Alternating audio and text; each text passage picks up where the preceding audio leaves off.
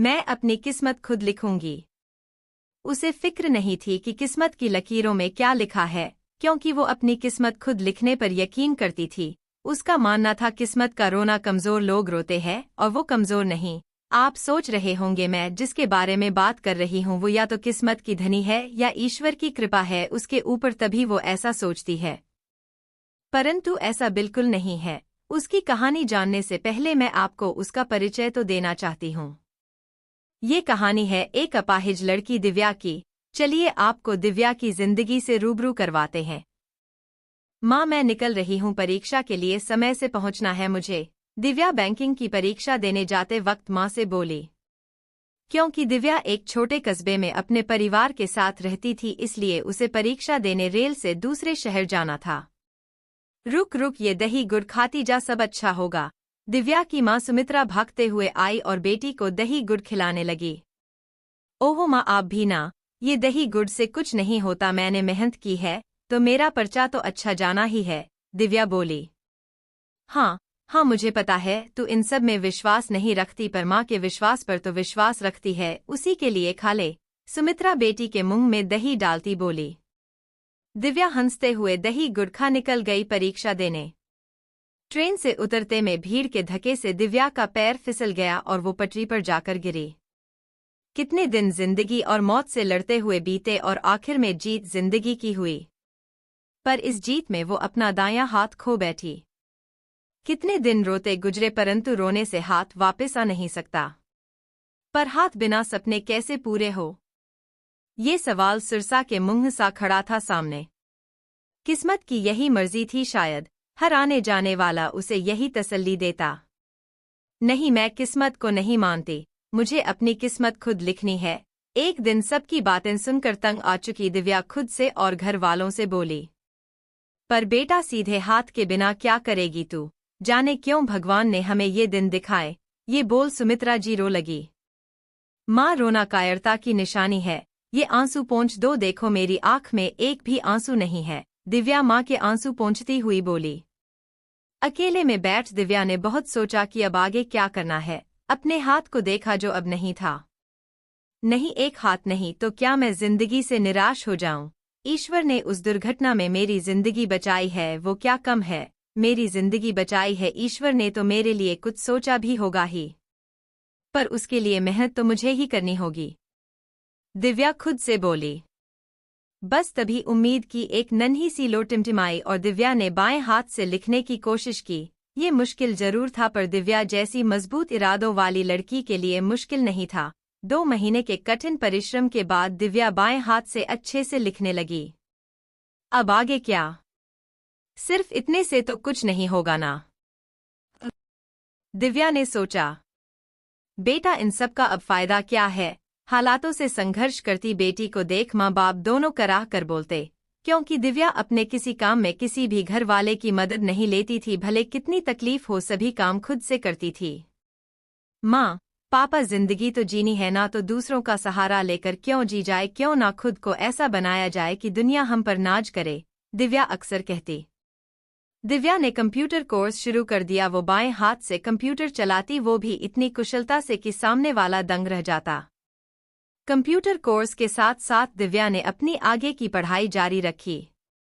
पढ़ाई पूरी हो गई, पर जिंदगी अभी इतनी आसान नहीं थी। जहां भी नौकरी के लिए जाती रिजेक्ट कर दी जाती। यही तो हमारे समाज में कमी है, एक इंसान खुद से, किस्मत से, यहाँ तक कि भगवान से लड़ जाता, पर हमारे समाज का क्या, जहाँ किसी की क्षमता को उसके रंग रूप या शारीरिक संरचना से जज किया जाता है। हिम्मती इंसान का साथ देने की जगह उसे पल पल उसकी अक्षमता का एहसास करवाया जाता है। खैर, ये भी सच है कि हमारे ही समाज में कुछ एक अच्छे लोग भी हैं, शायद उनसे ही इंसानियत का वजूद जिंदा है। वैसे भी जब दिव्या किस्मत के भरोसे बैठ अपनी तकदीर का रोना नहीं रोई, तो कहीं ना कोई तो उसके हौसलों की कद्र करने वाला होगा ही। मिस दिव्या, आपको क्या लगता है आपके काम में आपके साथ हुआ हादसा रुकावट नहीं बनेगा? एक कंपनी में इंटरव्यू के दौरान ये सवाल पूछा गया। सर, अगर वो हादसा रुकावट बनना होता तो अब तक बन चुका होता। अब ना तो कोई हादसा ना ही किस्मत मेरी राह की रुकावट बन सकती है, क्योंकि मैंने अपनी किस्मत खुद लिखी है। जो सुनहरे अक्षरों से नहीं मेहनत की स्याही से लिखी गई है, दिव्या ने आत्मविश्वास के साथ कहा। और अगर आपका यहाँ सिलेक्शन नहीं होता है तो? दिव्या से फिर से सवाल किया गया। तो दूसरी जगह प्रयास करूंगी, वहां नहीं हुआ तो फिर तीसरी जगह। लेकिन हाँ, थकूंगी नहीं, दिव्या मुस्कुराकर खड़ी होती हुई बोली। अरे मैडम, कहाँ चली आप? भले किस्मत को ना मानती हो, लेकिन हम तो मानते हैं, और किस्मत ने आप जैसी हिम्मती और मेहनती लड़की से हमें मिलाया है, यूं ही तो नहीं जाने देंगे हम आपको, कंपनी का बॉस मुस्कुराकर बोला। और आखिरकार दिव्या ने अपनी किस्मत अपनी मेहनत से बदल ही दी। आज दिव्या ने अपनी जिंदगी की दिशा तो मोड़ ही दी, बल्कि कितने लोगों को दिशा दिखाने का काम भी करती है वो, खुद के जैसे हादसा झेले लोगों की काउंसलिंग करके। मित्रों, ये सच है, हिम्मते मर्दा तो मद्दे खुदा, वरना हादसों के बाद किस्मत का रोना रोते हुए बैठ जाने वाले लोग हमेशा रोते ही रह जाते। आशा है दिव्या की कहानी आपको भी एक दिशा दिखाएगी।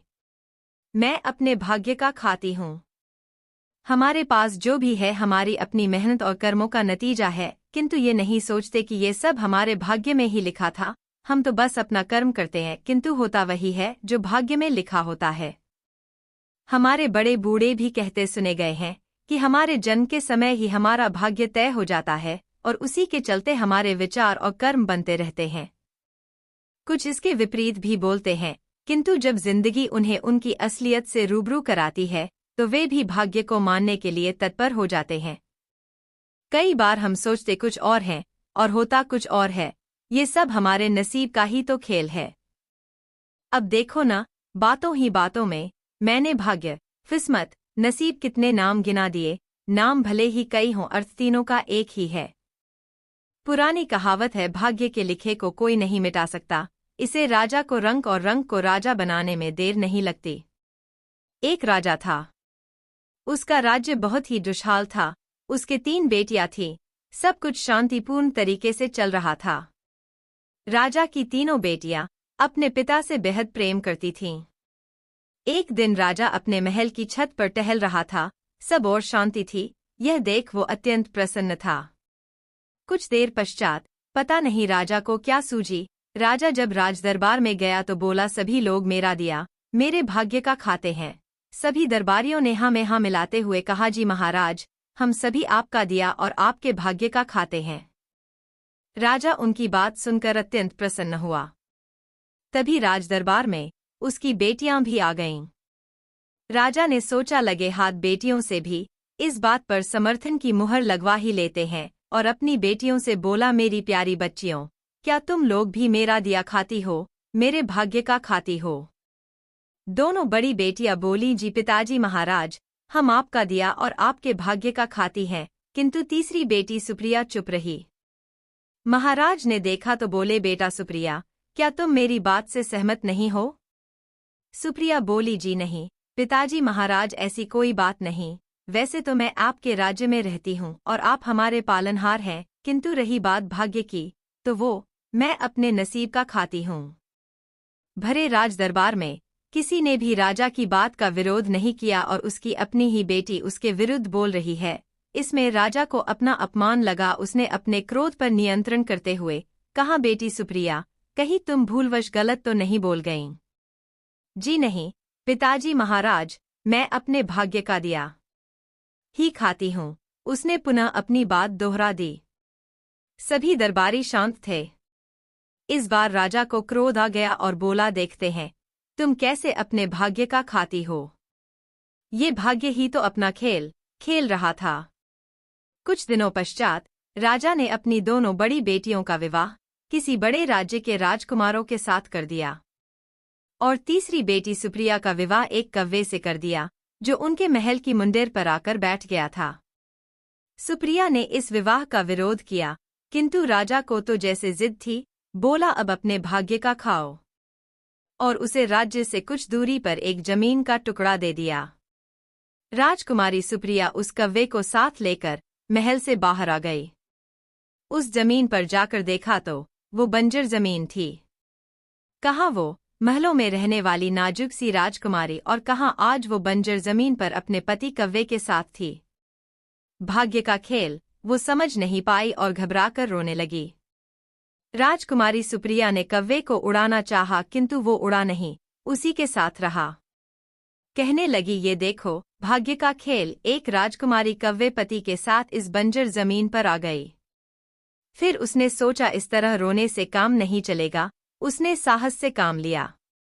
पहले तो वो नदी किनारे गई, स्नान किया, पानी पिया और उस कव्वे को एक टीले पर बिठाकर समीप के बगीचे से कुछ फल तोड़कर लाई और अपने पति को भी दिए।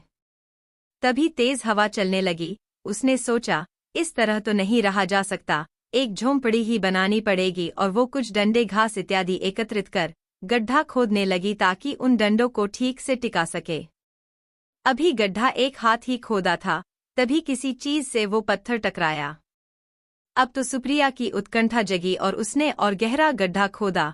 खोदते खोदते उसे शाम हो गई। उसमें से एक बड़ा कलश निकला जो स्वर्ण अशर्फियों से भरा पड़ा था। अगले दिन राजकुमारी सुप्रिया ने वहां महल की नींव डलवा दी और कुछ ही महीनों में उस स्थान पर अपने पिता से भी बड़ा सुंदर और शानदार महल खड़ा हो गया। इस बीच वो कौवा हमेशा उसके साथ रहा। अब तो राजकुमारी सुप्रिया को अपने उस कव्वे पति से प्यार भी हो गया और दोनों साथ साथ रहते।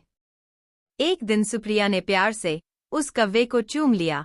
उसके चूमते ही एक चमत्कार हुआ, वो कौवा एक बहुत ही सुंदर राजकुमार में बदल गया। तब उसने बताया, मुझे अपने सुंदर होने पर अहंकार था।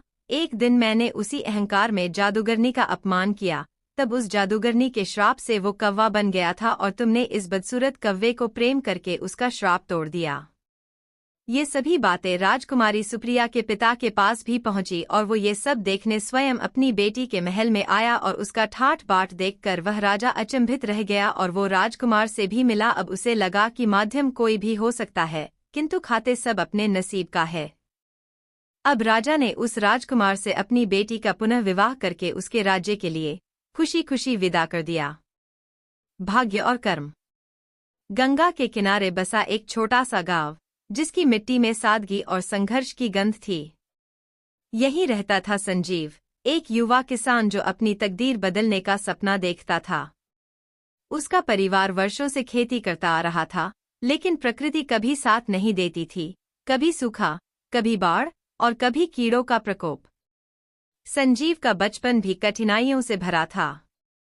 उसके पिता एक ईमानदार किसान थे, लेकिन जब लगातार 3 सालों तक फसलें खराब हुई तो उन्होंने गांव के साहूकार से कर्ज लिया। ब्याज इतना अधिक था कि कर्ज उतारते उतारते उन्होंने अपनी जमीन भी खो दी। एक दिन जब कर्ज चुकाने के लिए कुछ नहीं बचा तो उनके पिता को दिल का दौरा पड़ा और वे चल बसे। अब पूरा घर संजीव पर निर्भर था। उसकी माँ, जो हमेशा उसे प्रोत्साहित करती थी, अब बूढ़ी हो चली थी। उसकी छोटी बहन कमला अभी 10 साल की थी और संजीव नहीं चाहता था कि वह भी गरीबी के कारण शिक्षा से वंचित रह जाए। लेकिन मेहनत करने के बावजूद उसकी स्थिति में कोई सुधार नहीं आ रहा था। गांव के लोग अक्सर कहते, संजीव, भाग्य से लड़ने का कोई फायदा नहीं। जितनी किस्मत में होगी उतनी ही मिलेगी। पर संजीव इस सोच से सहमत नहीं था। वह मानता था कि मेहनत करने से चीजें बदली जा सकती हैं, परंतु उसकी अपनी जिंदगी में ऐसा कोई उदाहरण नहीं था जिससे वह इसे साबित कर पाता। एक दिन गांव के चौपाल पर यह खबर फैली कि महात्मा गौतम बुद्ध पास के एक नगर में ठहरे हुए हैं। कहा जाता था कि उनके शब्दों में अद्भुत शक्ति थी जो लोगों के जीवन को बदल देती थी। संजीव के मित्र राघव ने उससे कहा, संजीव, सुना है बुद्ध का ज्ञान चमत्कारी है। वे जीवन की सच्चाई बताते हैं। क्या पता तुम्हें भी अपने सवालों के जवाब मिल जाए। संजीव को इन बातों पर विश्वास नहीं था, लेकिन जब उसकी माँ ने कहा, बेटा, एक बार जाकर देखने में क्या हर्ज है, शायद तुम्हें कोई राह मिल जाए, तो उसने तय किया कि वह इस यात्रा पर जाएगा। अगली सुबह वह अपने पुराने कपड़ों में एक छोटी सी गठरी में थोड़ा भोजन बांधकर माँ और बहन से विदा लेकर निकल पड़ा। उसकी आंखों में उम्मीद की एक किरण थी, शायद यह यात्रा उसकी जिंदगी बदल दे। नगर तक पहुंचने के लिए संजीव को घने जंगल से होकर गुजरना था। यह जंगल बहुत खतरनाक माना जाता था। यहाँ जंगली जानवरों के साथ साथ डाकू भी रहते थे। पहले दिन की यात्रा आसान थी, लेकिन जैसे जैसे वह जंगल के भीतर पहुंचा, रास्ता कठिन होता गया। भोजन और पानी कम होने लगा। दोपहर के समय उसे एक वृद्ध व्यक्ति दिखाई दिया जो बहुत कमजोर और भूखा लग रहा था। संजीव के पास भोजन कम था, लेकिन उसने उसे बिना सोचे समझे वृद्ध को दे दिया। वृद्ध ने मुस्कुराते हुए कहा, बेटा, करुणा ही तुम्हें सच्ची सफलता दिलाएगी। जो अपने लिए नहीं बल्कि दूसरों के लिए जीता है, वही सच्चा इंसान है। संजीव यह बात पूरी तरह नहीं समझ पाया, लेकिन उसने इसे अपने मन में रख लिया और आगे बढ़ गया। रात होने लगी थी। उसने एक बड़े पेड़ के नीचे शरण ली, लेकिन तभी झाड़ियों में हलचल हुई। वह सतर्क हो गया। कुछ ही क्षणों बाद 2 डाकू उसके सामने आ गए। ए लड़के, यहाँ क्या कर रहा है? एक डाकू ने गुर्राते हुए पूछा। संजीव ने हिम्मत जुटाकर कहा, मैं महात्मा बुद्ध के प्रवचन सुनने जा रहा हूँ। मेरे पास कुछ भी नहीं है जिसे तुम लूट सको। डाकू हंसने लगे। बुद्ध? क्या वे तुम्हारी गरीबी मिटा देंगे? संजीव चुप रहा। डाकुओं ने उसकी गठरी की तलाशी ली, लेकिन उसमें केवल सूखा अनाज था। वे हंसते हुए चले गए। संजीव ने राहत की सांस ली और सोने की कोशिश की, लेकिन उसके मन में सवाल उमड़ रहे थे, क्या बुद्ध सच में उसकी जिंदगी बदल सकते हैं? 3 दिन बाद संजीव आखिरकार नगर पहुंचा। वहां एक बगीचे में महात्मा गौतम बुद्ध ठहरे हुए थे। उनके आसपास सैकड़ों लोग बैठे हुए थे और वे जीवन के गहरे सत्य समझा रहे थे। संजीव ने जब उन्हें देखा तो उसके मन में अजीब सी शांति महसूस हुई। जब प्रवचन समाप्त हुआ तो वह उनके पास पहुंचा और अपने जीवन की कठिनाइयों के बारे में बताया। गुरुदेव, मैं बहुत मेहनत करता हूँ, फिर भी भाग्य मेरा साथ नहीं देता। क्या मेरी तकदीर ही खराब है? महात्मा बुद्ध मुस्कराए और बोले, संजीव, तुम्हारी तकदीर तुम्हारे कर्मों में ही छिपी है। अगर तुम सही मार्ग पर चलोगे तो सफलता निश्चित है, लेकिन अगर तुम हार मान लोगे तो तुम ही अपने भाग्य को पराजित कर दोगे। संजीव सोच में पड़ गया। महात्मा गौतम बुद्ध के सामने बैठा संजीव अभी भी उनकी बातों को पूरी तरह समझ नहीं पा रहा था। गुरुदेव, उसने पूछा, अगर मनुष्य अपने कर्मों से अपना भाग्य बनाता है तो फिर मुझे सफलता क्यों नहीं मिलती? मैं तो हमेशा मेहनत करता हूँ। महात्मा बुद्ध ने मुस्कुराते हुए कहा, संजीव, केवल बाहरी मेहनत ही पर्याप्त नहीं होती। जब तक मन अशांत रहेगा तब तक सफलता भी अस्थायी होगी। क्या तुमने कभी अपने भीतर झांक कर देखा है? संजीव चौंक गया। उसने कभी इस तरह से नहीं सोचा था। उसके लिए सफलता का मतलब सिर्फ मेहनत और संघर्ष था। लेकिन बुद्ध उसे कुछ और समझाना चाह रहे थे। बेटा, बुद्ध ने आगे कहा, मनुष्य केवल बाहरी परिस्थितियों से नहीं हारता, बल्कि अपने भीतर के भय, लालच और अज्ञान से हारता है। यदि तुम अपनी सोच को बदलोगे तो तुम्हारा भाग्य भी बदल जाएगा। संजीव को यह बातें गहरी लगीं। उसने विनम्रता से पूछा, तो मुझे क्या करना चाहिए, गुरुदेव? बुद्ध ने उसे कुछ दिन वहीं रहने का सुझाव दिया। जब तक तुम अपने भीतर परिवर्तन नहीं लाओगे, तब तक बाहरी दुनिया में कोई बदलाव नहीं आ सकता। संजीव ने हामी भर दी और वहीं ठहरने लगा। संजीव को बुद्ध के आश्रम में रहने के दौरान कई नई चीजें सीखने को मिलीं। सबसे महत्वपूर्ण थी ध्यान। पहले दिन बुद्ध ने उसे शांत स्थान पर बैठने और अपनी सांसों पर ध्यान केंद्रित करने को कहा। संजीव ने कोशिश की, लेकिन उसका मन इधर-उधर भटकने लगा। कभी गांव के कर्ज की चिंता, कभी बहन की शादी, कभी खेतों की दुर्दशा, उसका मन शांति नहीं पा रहा था। वह बुद्ध के पास गया और कहा, गुरुदेव, यह बहुत कठिन है। मेरा मन स्थिर नहीं रहता। बुद्ध हंसे और बोले, क्या तुमने कभी नदी देखी है, संजीव? हाँ, गुरुदेव, देखी है। अगर पानी गंदा हो और तुम उसे हिलाते रहो, तो क्या वह साफ होगा? नहीं, गुरुदेव, वह और गंदा हो जाएगा। तो फिर उसे कैसे साफ करोगे? संजीव सोचने लगा और फिर बोला, यदि हम उसे छोड़ दें और उसे स्वाभाविक रूप से बैठने दें, तो गंदगी नीचे बैठ जाएगी और पानी साफ हो जाएगा। बुद्ध मुस्कराए, बिल्कुल। तुम्हारा मन भी ऐसा ही है। जब तक तुम उसे इधर-उधर भटकने दोगे, वह अशांत रहेगा। लेकिन यदि तुम उसे स्थिर होने दोगे, तो धीरे धीरे शुद्ध और शांत हो जाएगा। संजीव को यह समझ में आ गया। उसने पूरी लगन से ध्यान करना शुरू कर दिया। धीरे धीरे उसने अपने भीतर एक नई शांति महसूस की। अब उसे पहली बार एहसास हुआ कि सफलता केवल बाहरी चीजों पर निर्भर नहीं करती, बल्कि हमारे आंतरिक संतुलन पर भी निर्भर करती है। कुछ दिनों बाद बुद्ध ने संजीव से कहा, अब समय आ गया है कि तुम अपने जीवन में इस ज्ञान को लागू करो। गांव लौट जाओ और देखो कि क्या तुम अपने जीवन को बदल सकते हो। संजीव को अब विश्वास था कि वह कुछ भी कर सकता है। उसने बुद्ध के चरण स्पर्श किए और अपने गांव की ओर निकल पड़ा। रास्ते में उसे वही जंगल पार करना था। लेकिन इस बार वह डरा नहीं। जब वह भूख से परेशान हुआ, तो उसने अपनी कठिनाइयों को मुस्कान के साथ स्वीकार किया। जब रात को जंगल में ठंड लगी, तो उसने ध्यान किया और खुद को शांत रखा। लेकिन असली परीक्षा गांव पहुंचने के बाद थी। गांव पहुंचने के बाद संजीव ने देखा कि हालात पहले जैसे ही थे, गरीबी, दुख और निराशा। जमींदार अभी भी गरीब किसानों को परेशान कर रहे थे। लोग अब भी मानते थे कि भाग्य में जो लिखा है वही होगा। लेकिन संजीव अब बदल चुका था। उसने अपने खेतों में नए तरीकों से काम करना शुरू किया। उसने गांव के लोगों को भी सिखाया कि वे पानी का सही उपयोग करें, प्राकृतिक खाद बनाएं और बेहतर तरीके से खेती करें। शुरुआत में लोग उसका मजाक उड़ाते थे। संजीव अब पंडित बन गया है, वे कहते। लेकिन कुछ ही महीनों में उसकी फसलें पहले से बेहतर होने लगीं।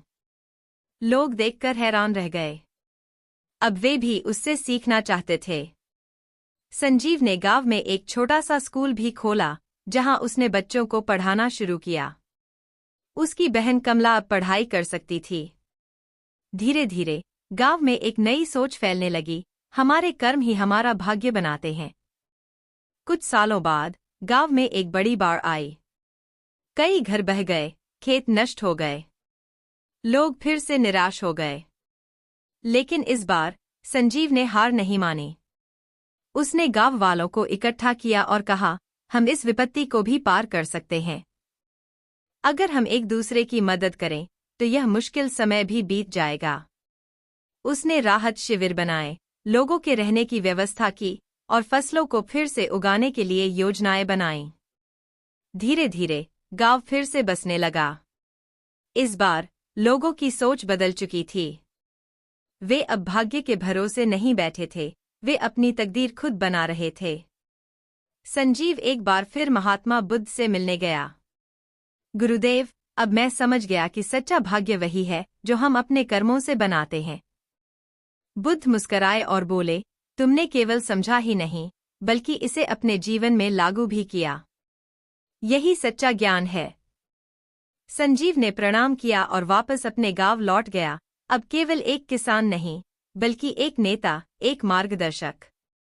महात्मा गौतम बुद्ध की शिक्षा। यह कहानी हमें सिखाती है कि भाग्य मेहनत, करुणा और आत्मविश्वास से बनता है। यदि हम अपनी सोच बदलें और सही दिशा में प्रयास करें, तो हम अपने जीवन को पूरी तरह बदल सकते हैं। किस्मत का लिखा कोई नहीं मिटा सकता। एक छोटे गांव का बड़ा सपना। एक छोटे से गांव बिसौली में अमन नाम का एक लड़का रहता था। उसका सपना था कि वह पढ़ लिख कर अफसर बने और अपने गांव के हालात बदले। मगर किस्मत को कुछ और ही मंजूर था। अमन के पिता, हरि सिंह, गांव के एक साधारण किसान थे। माँ, सुनीता देवी, घर संभालती थी और कभी कभी दूसरों के घरों में काम करके कुछ पैसे कमा लेती थीं। उनका सपना था कि उनका बेटा खूब पढ़े और बड़ा आदमी बने। गांव के सरकारी स्कूल में अमन पढ़ाई में सबसे तेज था। टीचर भी उसकी मेहनत देखकर कहते, अमन, तू एक दिन बड़ा आदमी बनेगा। लेकिन गरीबी उसके हर कदम पर दीवार बनकर खड़ी थी। स्कूल की किताबें भी बड़ी मुश्किल से आती थीं और बिजली न होने के कारण वह रात को लालटेन की हल्की रोशनी में पढ़ता था। फिर भी उसने कभी हार नहीं मानी। अमन ने जब 10वीं कक्षा में टॉप किया तो पूरे गांव में उसकी चर्चा होने लगी। उसके टीचर ने उसे शहर जाकर पढ़ने की सलाह दी, लेकिन पैसों की दिक्कत थी। हरि सिंह ने किसी तरह कर्ज लेकर अमन का दाखिला शहर के राजकीय इंटर कॉलेज में करवा दिया। शहर में आकर अमन को पहली बार एहसास हुआ कि दुनिया कितनी अलग है। यहाँ के लड़के महंगे स्कूल बैग, ब्रांडेड कपड़े और महंगे फोन लेकर आते थे। अमन के पास सिर्फ 2 जोड़ी कपड़े थे और खाने तक के पैसे नहीं बचते थे। वह दिन में कॉलेज जाता और रात को एक होटल में बर्तन धोने का काम करता। कई बार ऐसा होता कि वह बिना खाना खाए ही पढ़ाई करता, लेकिन उसने कभी अपनी हालत को अपने सपनों के आड़े नहीं आने दिया। अमन ने 12वीं की परीक्षा भी अच्छे अंकों से पास कर ली। अब उसका सपना था कि वह IAS की तैयारी करे, मगर इस बार किस्मत ने उसे और बड़ी ठोकर मारी। जिस आदमी से उसके पिता ने कर्ज लिया था, उसने अचानक पैसे वापस मांगने शुरू कर दिए। वह रोज-रोज घर आकर गाली गलौज करता और धमकियां देता। एक दिन जब अमन पढ़ाई कर रहा था, तब गांव से खबर आई कि उसके पिता को दिल का दौरा पड़ा है। कर्ज के बोझ और लगातार अपमान सहते-सहते उनके शरीर ने जवाब दे दिया था। अमन सब कुछ छोड़कर गांव भागा, लेकिन तब तक बहुत देर हो चुकी थी। उसके पिता की मौत हो चुकी थी। यह उसके लिए सबसे बड़ा झटका था। वह टूट चुका था। गांव के लोग ताने देने लगे। देखा, पढ़ाई लिखाई से कुछ नहीं होता, किस्मत में जो लिखा है वही होता है। अमन को गुस्सा आया। उसने खुद से वादा किया कि वह अपनी और अपने परिवार की किस्मत खुद बदलेगा। अमन शहर वापस लौटा और IAS की तैयारी में लग गया। अब उसके पास कोई सहारा नहीं था। वह दिन भर लाइब्रेरी में बैठकर पढ़ता और रात को सिक्योरिटी गार्ड की नौकरी करता। 3 साल तक उसने दिन रात एक कर दिया। कई बार भूखा सोया, कई बार दोस्तों से किताबें उधार लीं, लेकिन उसने कभी हार नहीं मानी। पहले प्रयास में वह IAS प्रीलिम्स पास नहीं कर पाया। कुछ लोगों ने कहा, छोड़ दे बेटा, किस्मत तुझे अफसर नहीं बनने देगी। लेकिन उसने ठान लिया था कि वह हार नहीं मानेगा। दूसरे प्रयास में भी वह फेल हो गया, मगर इस बार उसका स्कोर पहले से बेहतर था। अब गांव में लोग मजाक उड़ाने लगे। बेटा, किस्मत का लिखा कोई नहीं मिटा सकता। अमन ने अपने तीसरे प्रयास में पूरी जान लगा दी। उसने दिन रात मेहनत की, हर एक विषय पर गहराई से पढ़ा और आखिरकार UPSC परीक्षा पास कर ली। जब उसका नाम IAS ऑफिसर की मेरिट लिस्ट में आया, तो पूरे गांव में हड़कंप मच गया। वही लोग जो उसे ताने देते थे, अब मिठाइयां बांट रहे थे। जिस दिन अमन अफसर बनकर गांव लौटा, उसके घर के बाहर भीड़ लगी थी। गांव के बड़े बूढ़े उसे देखकर बोले, बेटा, हमने तो कहा था कि किस्मत का लिखा कोई नहीं मिटा सकता।